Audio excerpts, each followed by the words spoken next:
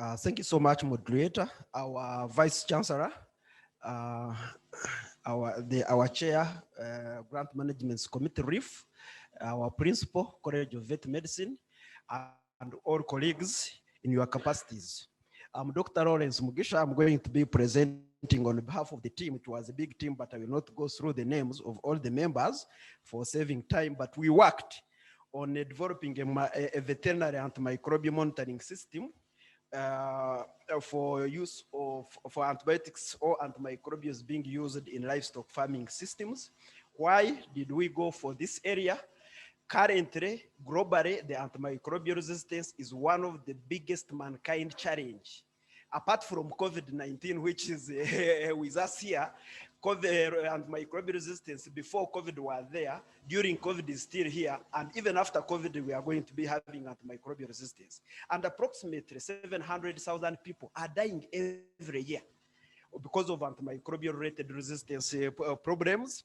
Why are we having all this challenge? Because there is a high level of antimicrobial consumptions, both in humans and in animals, and it is estimated that if we don't halt this system, about the antimicrobial consumption is going to increase by 200% by 2030. And that comes back to the human health and the animal health. And we need to monitor that problem. In 2015, the global consortium came together and agreed on a global action plan for antimicrobial resistance. And one of those action plans was surveillance. Now, if we talk about surveillance, you must have data. You must collect the data in order to be able to do surveillance. Respective countries all over the world also were called upon, and they developed what we call the National Antimicrobial Resistance Plans. So our project came in to address, to help in implementation of a national antimicrobial resistance action plan by collecting data so that we can monitor these antimicrobials as they arrive into the country. We worked with Uganda Drug Authority, together with the Uganda Revenue Authority and the Ministry of Agriculture, Animal Industry and Fisheries, and we accessed a very, very huge database being managed by the National Drug Authority, and we decided they only started having electronic data sets in 2017. So for our project, we decided to access data sets from 2018 up to 2000. And it was a very, very huge database, but we worked with different scientists and we were able to sort out those the data sets of imports on antimicrobials. And we actually found out that mostly they are antibacterials, which are imported into the country. When we look at the data, I'm summarizing, when you look at the data for 2018, 2019, and 2020, antimicrobials are many, but we decided to focus on the most common ones, and those were antibacterials and antiprotozoa. And you can see the quantities. According to the OIE, you must categorize the imports in terms of quantities measured in kilograms or in tons. And we preferred to use kilograms.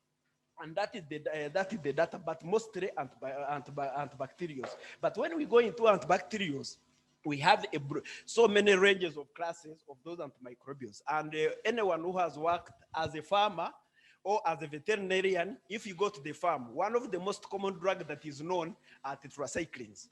And definitely our data can show you that among all the antibacterials being imported into the country, tetracyclines still are on the higher side. If you look at 2018, 2019 and 2020, it constitutes 44%, 48%, and 41%. And remember, we went into COVID, and somehow the imports went down. So that's the kind of data. Once we access this data, we worked with our IT system to establish a platform where this data, as it arrives at the customs, it is captured within our IT-based system so that it can be reflected visually, seen by different stakeholders, and summarized in forms that can be used for policy making, policy decisions, monitoring, and implementation. So one of our biggest output, one was we were able now to know what we get into the country in terms of imports. Two, we have been able to develop a web-based computer system that captures the data, this data is being imported from the, as it arrives at the customs into the system that can be visualized by other researchers, by implementing agencies and other. Is a mobile app application, so that even the farmers and the veterinarians and other drug sellers are able to see this data. But that is only one part of the chain. Once these drugs come into the country, they are distributed. They are sales centers. They are also end users. So one of our project is aimed to integrate even the distribution and sales data as part of our next stage. And all that information will be integrated, be visible in an IT-based application integrated with a mobile app application. So I don't want to take you into all how we went into the methods and summarized all this data. Briefly, that's what I want to show, that this is the products we are bringing up. If you cannot have a measuring tool, then you cannot monitor what is being used. And if we cannot monitor what is being used, we will not know where antimicrobial resistance is arising from.